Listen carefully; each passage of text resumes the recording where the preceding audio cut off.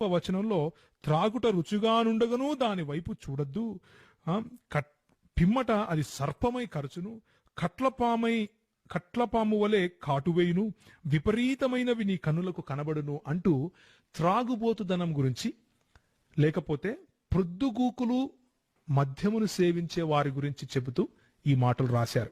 20వ అధ్యాయము 1వ వచనంలో కూడా దాని వశులై ఉండే వారి గురించి అన్నట్లుగా మనం స్పష్టంగా చూస్తాం. దాని వశమైన వారందరూ జ్ఞానము లేని వారు అంటూ బైబిల్ చాలా స్పష్టంగా ద్రాక్షారసము వశులై ఉండేవాళ్ళు అంటే త్రాగుబోతులను హేయమైన వాళ్ళుగా స్పష్టంగా చెబుతా ఉంది.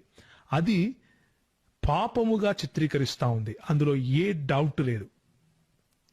కూర్చున్నటువంటి క్రైస్తవులందరికీ చెబుతున్నాను, మద్యపానీయము మత్తులై ఉండటము అంటే త్రాగుబోతులై ఉండటము, దేవుని రాజ్యమును త్రాగుబోతులైన వారు స్వతంత్రించుకోరు అని చెబుతా ఉంది.